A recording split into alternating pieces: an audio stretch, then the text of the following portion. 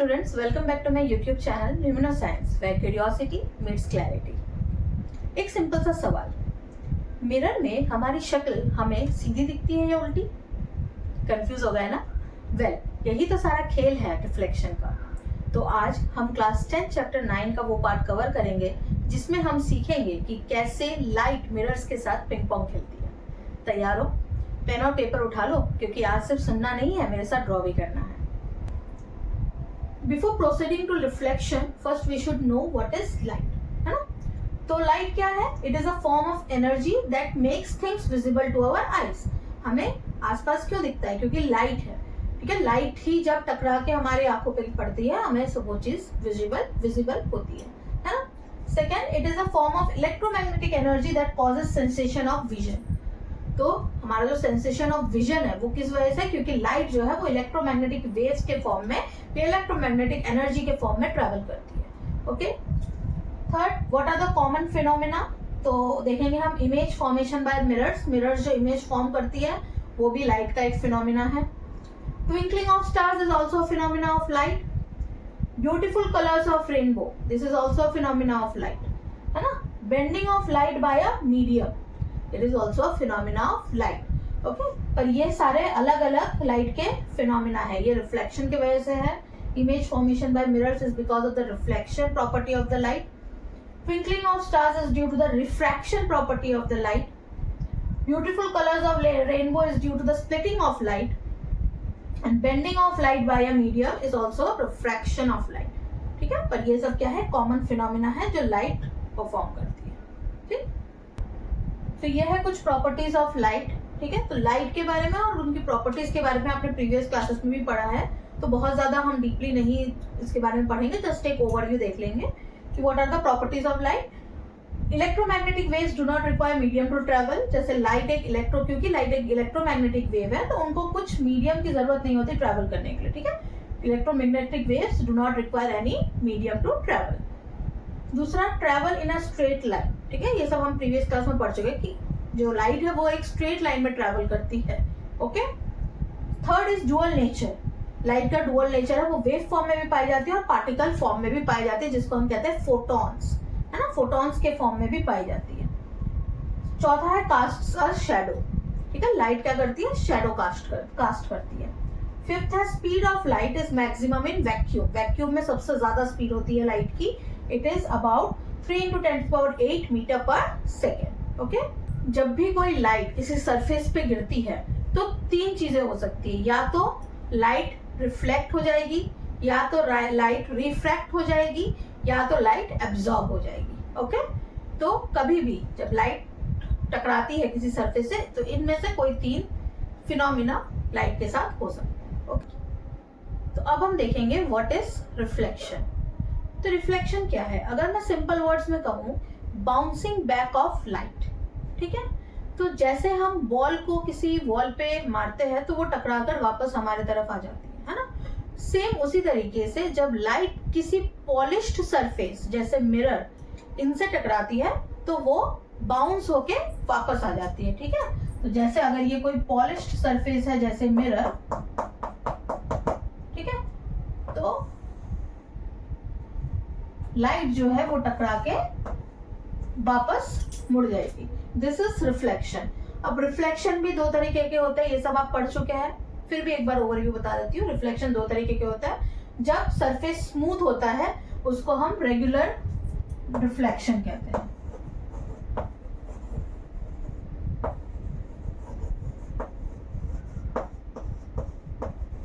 ठीक है? तो ऐसे जब स्मूथ वॉल्स पे गिरती है तो ये रेस जो इंसिडेंट होती है और जो रिफ्लेक्टेड होती है वो पैरेलल होती है। ठीक है? अब सेकेंड टाइप में क्या होता है कि जो सरफेस है वो स्मूथ ना होकर रफ होती है, तो रफ होने की वजह से जो लाइट गिरती है वो पैरेलली रिफ्लेक्ट बैक नहीं होती है। ठीक है? वो इधर उधर अपने एंगल्स चेंज कर लेती है, तो इसको हम कहते हैं डिफ्यूज्ड रिफ्लेक्शन। तो ये 2 तरीके के रिफ्लेक्शन हमें पता है। ठीक है? अब तो हमारा नेक्स्ट टॉपिक है लॉज ऑफ रिफ्लेक्शन। तो we have 2 laws of reflection जो कि दोनों ही बहुत इंपॉर्टेंट है हमारे बोर्ड्स के लिए। तो पहला लॉ क्या है? Angle of incidence is always equals to angle of reflection. ठीक है? मतलब जिस इंसिडेंट रे जिस एंगल पे इंसिडेंट होगी उसी एंगल पे जो है वो रिफ्लेक्ट बैक भी होती है। एंगल सेम होता है इंसिडेंस का और रिफ्लेक्शन का। Second, incident ray, reflected ray and the normal all lie on the same plane. ठीक है, ये सब एक ही प्लेन पे लाई करती है। ओके, तो अगर ये हमारा सरफेस है, प्लेन है, ठीक है, तो इस प्लेन से परपेंडिकुलर एक लाइन जो है उसको हम कहते हैं नॉर्मल। ठीक है, इसी के रिलेटिव जो है हम एंगल्स को मेजर करते हैं। ठीक है, तो ये हो गया हमारा नॉर्मल। अब इंसिडेंट रे कौन सी होती है? जो आके टकराती है, जो लाइट सरफेस से टकराती है, that is the incident ray, और जो रिफ्लेक्ट हो जाती है दैट इज रिफ्लेक्टेड रे। अब नॉर्मल और इंसिडेंट रे के बीच का जो एंगल है that is angle of incidence, and normal और रिफ्लेक्टेड रे के बीच का जो एंगल है that is angle of reflection. तो हम देखेंगे कि angle of incidence will be always equals to angle of reflection। ठीक है, in case of smooth surface, ठीक है, mirror, ठीक है, इसमें क्या होगा कि हमारा angle of incidence will be equals to angle of reflection। अगर rough surface होगी तो ये law follow नहीं होगा। ठीक है, तो image formed by different mirrors को जानने से पहले हमें ये जानना जरूरी है कि रियल इमेज और वर्चुअल इमेज में डिफरेंस होता क्या है। ठीक है, तो चलिए देखते हैं। तो real image is form when light rays actually meet. तो लाइट रेज जब एक्चुअली मीट करती है उस जगह वहां पे रियल इमेज बनती है। वर्चुअल इमेज के केस में क्या होता है? लाइट रेज जो है एक्चुअली मीट नहीं करती है, दे अपीयर टू मीट। ठीक है, ये डिफरेंस जब हम अलग अलग इमेजेस देखेंगे अलग अलग मिरर के बनते हुए तब हमें ज्यादा अच्छे से समझ में आ जाएगा। सेकेंड पॉइंट है can be obtained on screen. तो रियल इमेज को हम स्क्रीन पे ऑब्टेन कर सकते हैं और virtual image can not be obtained on screen. Virtual image अगर बन रही है उसको स्क्रीन पे हम नहीं ऑब्टेन कर सकते। थर्ड इज रियल इमेज जो बनती है वो हमेशा इन्वर्टेड बनती है। ठीक है, और जो वर्चुअल इमेज बनती है वो कैसे बनती है? वो इरेक्ट बनती है। ठीक है, सीधी बनती है। एग्जाम्पल्स क्या है रियल इमेज के? Image formed on cinema screen and formed by concave mirror. ठीक है, तो सिनेमा स्क्रीन पे जो इमेज बनती है वो रियल इमेज है। ठीक है, और दूसरा कॉन्केव मिरर जो इमेज बनाता है वो रियल इमेज होती है। ठीक है, वर्चुअल इमेज का एग्जांपल क्या है? Image form by plane mirror and convex mirror. तो कॉन्वेक्स मिरर और प्लेन मिरर जो है वो वर्चुअल इमेज बनाती है। ठीक है, तो अब हम आगे देखते हैं कि अलग अलग मिरर से कैसे अलग अलग तरीके की इमेजेस फॉर्म होती है। ठीक है, तो this is the image form by plane mirror, है ना। तो ये एक प्लेन मिरर है MN। ठीक है, उसके सामने हमने एक ऑब्जेक्ट रखा AB। ठीक है, तो लाइट AB से टकरा के सीधी आ गई, जो प्रिंसिपल एक्सिस के सीधी गई, लाइट पैरेलल गई, वो वापस उसी रास्ते पे रिट्रेस होके वापस आ गई। और जो लाइन इसके सेंटर पे जाके टकराई वो उसी सेम एंगल पे जो है वापस रिफ्लेक्ट बैक हो गई, है ना। Angle of incidence will be equals to angle of reflection. ठीक है, अब ये क्या हो रही है? यहाँ पे हम देख रहे हैं कि लाइट की रेज जो है एक्चुअली में मीट नहीं हो रही, है ना। अब यहाँ पे हम क्या देखेंगे कि जो रेज है वो हम पीछे की तरफ रिट्रेस कर रहे हैं। ठीक है, तो ये वाली लाइन को हम रिट्रेस करेंगे और इस वाली लाइन को भी हम रिट्रेस करेंगे। ठीक है, और फिर यहाँ पे जो है इमेज फॉर्म होगी। तो इस इमेज को हम क्या बोलते हैं? Virtual image. हमने देखा था the image that is form by the rays that appear to meet, है ना। वो रेज जो अपीयर होती है, मीट एक्चुअली मीट नहीं करती, they just appear to meet, है ना। उनको हम रिट्रेस करके पीछे मीट हो रहा है वो। तो this images are known as virtual image. ठीक है, तो प्लेन मिरर में हमें क्या मिलता है? वर्चुअल और इरेक्ट इमेज मिलता है। ठीक है, मैंने बताया था वर्चुअल इमेज कैसी होती है, इरेक्ट होती है। दूसरा, प्लेन मिरर की खासियत यह है कि जो ऑब्जेक्ट का साइज होगा वही इमेज का साइज होगा, है ना। अगर आपका साइज या जो भी ऑब्जेक्ट आप प्लेन मिरर के सामने रख रहे हो उसका साइज अगर 2 सेंटीमीटर होगा तो आपका ऑब्जेक्ट इमेज का भी साइज वही सेम होगा। ठीक है ना, हाइट सेम होगी इमेज और आपके ऑब्जेक्ट की। देन डिस्टेंस ऑफ ऑब्जेक्ट, तो प्लेन मिरर से जो ऑब्जेक्ट की डिस्टेंस होगी वही सेम डिस्टेंस होगी किसकी? मिरर से इमेज की। ठीक है, डिस्टेंस दोनों की सेम होगी। चौथा इज लेटरली इन्वर्टेड। तो लेटरल इन्वर्जन का मतलब क्या होता है? लेटरल इन्वर्जन का मतलब क्या होता है कि हम जब मिरर में अपने आप को देखते हैं तो हमारी right side appears to be the left side of the mirror, है ना। हमारी राइट साइड मिरर की इमेज में लेफ्ट दिखती है और हमारा लेफ्ट साइड मिरर की इमेज में राइट दिखता है, ठीक है। इसी को हम कहते हैं लेटरल इन्वर्जन, ठीक है। अब इसका एप्लीकेशन कहाँ होता है, इस लेटरल इन्वर्जन का एप्लीकेशन कहाँ होता है? आपने देखा होगा एम्बुलेंस में जो है, जो वर्ड लिखे होते हैं एम्बुलेंस, वो उल्टे लिखे होते हैं, है ना। सीधे एम्बुलेंस ना लिख के उसको उल्टा लिखा जाता है एम्बुलेंस। क्यों? ताकि एम्बुलेंस के आगे जो गाड़ियां जा रही है उनके रियर व्यू इमेज में जो एम्बुलेंस उल्टा लिखा है वो उनके रियर व्यू इमेज में सीधा दिखेगा। अगर एम्बुलेंस हम सीधा सीधा लिख दे तो रियर व्यू इमेज में एम्बुलेंस हमें उल्टा दिखेगा, ठीक है।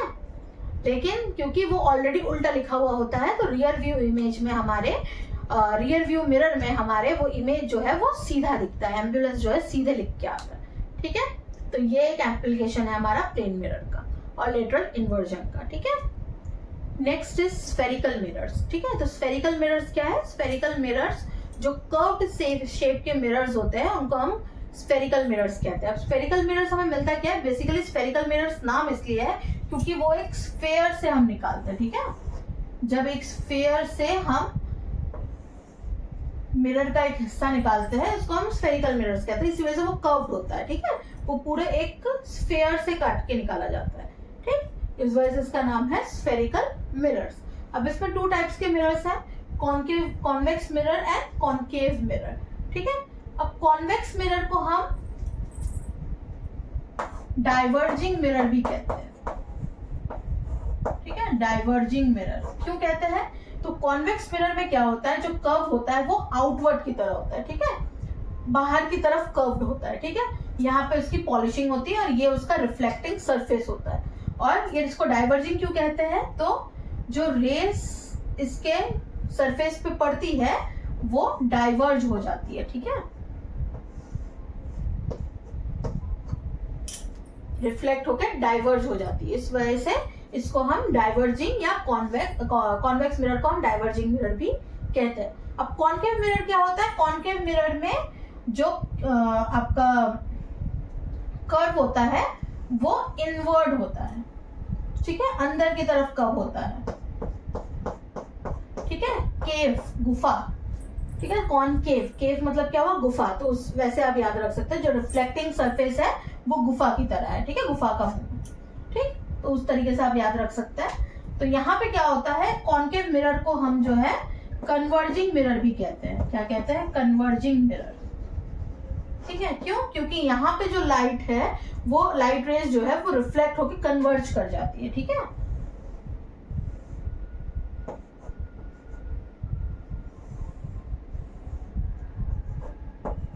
ठीक है, इकट्ठी हो जाती है, लाइट रेज जो है वो आके इकट्ठी हो जाती है, इस वजह से इसको कन्वर्जिंग मिरर्स कहते हैं। और कॉन्वेक्स मिरर में क्या होता है, लाइट जो है वो फैल जाती है, इसलिए इसको डाइवर्जिंग मिरर्स भी कहते हैं, ठीक है। इतनी बात आ गई समझ में। स्फेरिकल मिरर्स क्या है? स्फेरिकल मिरर्स जो है वो कर्व्ड मिरर्स है बेसिकली, जो बेसिकली हम एक स्फेयर से निकालते हैं, इस वजह से इसका नाम स्फेरिकल मिरर्स है। कॉन्वेक्स मिरर जो है उसमें हम देखेंगे कॉन्वेक्स मिरर में क्या होता है, कर्व्ड आउटवर्ड होता है, ठीक है, इस तरफ पॉलिशिंग होती है और ये रिफ्लेक्टिंग सरफेस होता है। इसको हम डाइवर्जिंग मिरर कहते हैं क्योंकि लाइट रेज इस पे गिर के फैल जाती है। और कॉनकेव मिरर जो होता है उसमें कर्व जो है अंदर की तरफ होता है और पॉलिशिंग ये इस तरफ पॉलिश होता है, ये रिफ्लेक्टिंग सरफेस होता है उसका। और इसको हम कन्वर्जिंग मिरर कहते हैं, क्यों? क्योंकि इसके लाइट रेज जो है आके वापस में मीट कर जाता है, कन्वर्ज हो जाता है, इस वजह से इसको कन्वर्जिंग मिरर्स कहते हैं। क्लियर है? अब image form by convex mirror या कॉनकेव मिरर देखने से पहले कुछ टर्म्स हैं जो हमें पता होना चाहिए। देख लेते क्या क्या वो टर्म है। पहला है प्रिंसिपल एक्सिस, है ना। तो प्रिंसिपल एक्सिस क्या है कि the line that joins the centre of curvature and the pole, ठीक है। एक लाइन जो हम मिडल से ड्रॉ कर रहे हैं, इस लाइन को हम क्या कहेंगे? Principal axis. ये कॉनकेव मिरर है, कॉन्वेक्स मिरर, ठीक है। तो ये जो लाइन मैंने ड्रॉ कर रखी है this is the principal axis, ठीक है। सेकेंड है हमारा पोल, ठीक है, इसको हम पी से डिनोट करते हैं, पोल। तो पोल क्या है? The centre of the mirror, ठीक है। मिरर का जो सेंटर पार्ट है वो हमारा क्या कहलाता है? पोल, ठीक है। नेक्स्ट है हमारा अपर्चर, ठीक है, एम एन, ठीक है। मतलब अपर्चर क्या हो गया? जो एक जो मैंने बताया था ये कॉनकेव मिरर कॉन्वेक्स मिरर एक स्फेयर, हॉलो स्फेयर का एक पार्ट होता है। तो ये क्या होता है? उसका डायमीटर होता है ठीक है, तो वो इफेक्टिव डायमीटर जो हम मिरर के तौर पे यूज कर रहे हैं, मतलब जो मिरर का जो पार्ट है एमएन, है ना, इसको हम कहते हैं aperture. Okay, fourth is centre of curvature. तो सेंटर ऑफ कर्वेचर क्या हुआ, अगर ये, ठीक है, ये हमारा कॉन्केव मिरर जो है एक स्फेयर का पार्ट है। अब इस स्फेयर का जो मिडिल पॉइंट है बेसिकली, ठीक है, वो क्या है, सेंटर ऑफ कर्वेचर।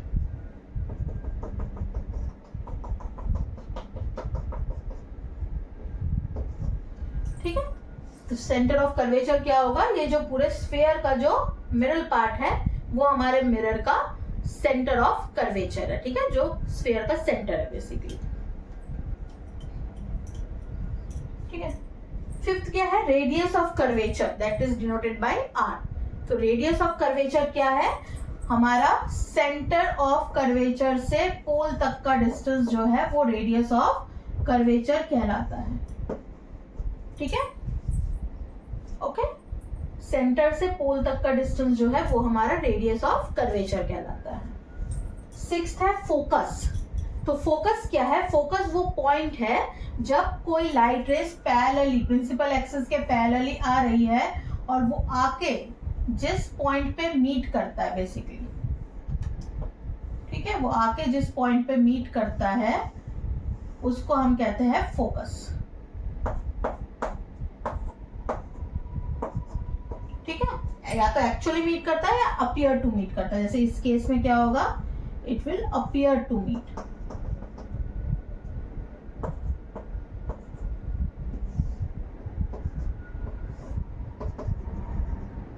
तो ये पॉइंट क्या हो जाएगा, एफ। ठीक है, फोकल फोकस। ओके, अब नेक्स्ट टर्म है फोकल लेंथ। अब फोकल लेंथ क्या हो गया, पोल और फोकस के बीच का डिफरेंस जो है, सॉरी डिस्टेंस जो है, पोल और फोकस के बीच का जो डिस्टेंस है वो है फोकल लेंथ। ठीक है, ये है फोकल लेंथ। ठीक है, ये है फोकल लेंथ। ठीक है, अब फोकल लेंथ और रेडियस ऑफ कर्वेचर के बीच में एक रिलेशन है, focal length is equals to half of radius of curvature. ठीक है, तो फोकल लेंथ जो होता है वो रेडियस ऑफ कर्वेचर के हाफ होता है। ठीक है, रेडियस ऑफ कर्वेचर जो है फोकल लेंथ के डबल होता है। ठीक है, तो this are the common terms that we should know to see how the images are formed in concave and convex mirror.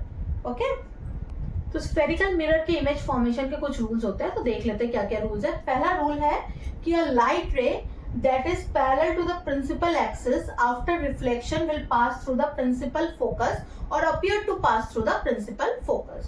तो इसका मतलब क्या हुआ कि एक लाइट रे जो प्रिंसिपल एक्सिस के पैरेलल आ रही है ना, that is parallel to the principal axis। ठीक है,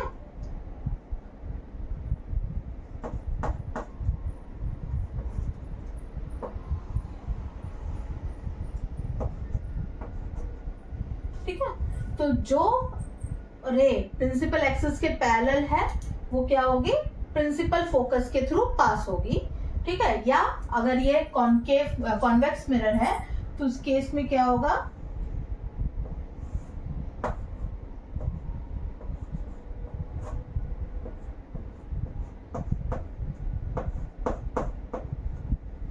ठीक है, it will appear to pass through the principal focus. ठीक है, तो ये लाइन गई, उसको रिट्रेस करेंगे बैक टू, तो ये प्रिंसिपल फोकस पे जाके मिलेगी। तो पहला रूल हुआ, जो भी रे जो प्रिंसिपल एक्सिस के पैरेलल आ रही है वो फोकस के थ्रू पास करनी है। ठीक है, रूल क्या है, a ray that passes through the principal focus और appears to passes through the principal focus will emerge parallel to the principal axis after reflection.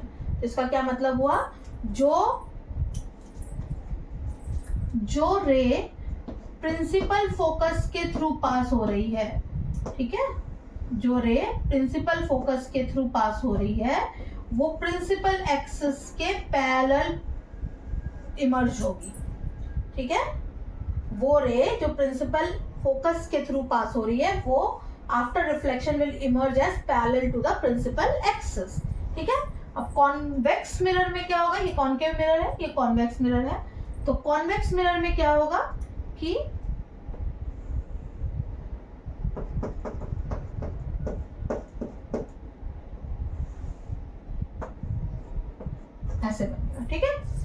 तो वो रे that appears to pass through the principal focus will emerge parallel to the principal axis after reflection. ठीक है, clear हो गए दो rules. ठीक है, तो थर्ड रूल अब क्या है? A ray that is passing through the center of curvature or appear to pass through the center of curvature will retraces its path back. ठीक है, वो सेम उसी पाथ पे रिट्रेस बैक हो जाएगी. ठीक है, तो अगर ये सेंटर ऑफ कर्वेचर है, तो अगर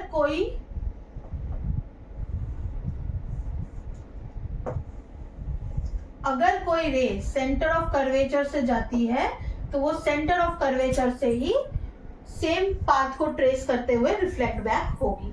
ठीक है,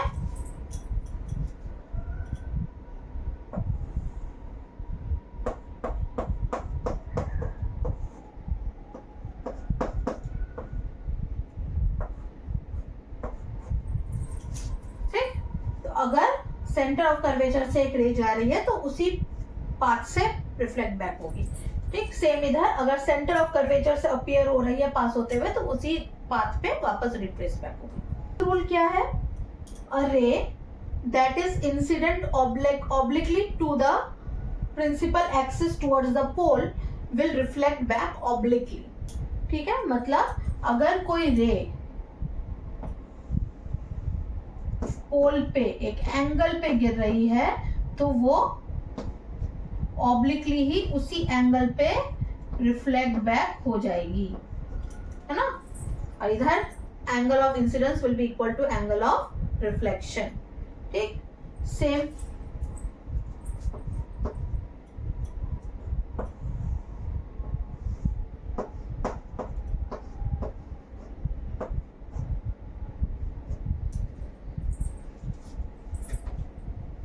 ओके. तो क्लियर है, ये 4 रूल्स है जिसको हमें यूज करके इमेज फॉर्म करना है कॉन्वेक्स और कॉन्केव मिरर में. तो ये 4 रूल्स क्लियर हो गए सबको. तो स्टूडेंट्स, ये थे वो 4 गोल्डन रूल्स जिन पर पूरी रे डायग्राम्स की दुनिया टिकी हुई है. हाँ, अगर आपको ये समझ में आ गया है कि लाइन अगर पैरेलल आ रही है, लाइट रेस अगर पैरेलल आ रही है तो वो फोकस से गुजरेगी, या सेंटर ऑफ कर्वेचर से जा रही है तो वो सेंटर ऑफ कर्वेचर के रास्ते वापस आ जाएगी, तो आप समझ लो कि आपने 50% जंग जीत ली है. लेकिन ये रूल सिर्फ पेपर पर देखने के लिए नहीं है. असली मजा तो तब आता है जब हम इन रूल्स को यूज करते हुए ऑब्जेक्ट को अलग अलग जगह पे रखते हैं और उससे अलग अलग इमेजेस फॉर्म होते हैं. कुछ इमेजेस बहुत बड़े होते हैं और कुछ इमेजेस इतने छोटे कि हमें दिखते भी नहीं है. और एक केस तो ऐसा होता है जिसमें इमेज जो है मिरर के पीछे बनती है. तो वो केसेस कौन से हैं, और बोर्ड्स में कॉन्केव मिरर्स के वो 6 डायग्राम्स हम बिना गलती के कैसे बनाएं, ये सब हम देखेंगे पार्ट 2 में. तब तक के लिए ये 4 रूल्स अच्छे से अपने दिमाग में फिट कर लो. मिलते हैं अगली वीडियो में. तब तक के लिए keep learning with Lumino science, where curiosity meets clarity.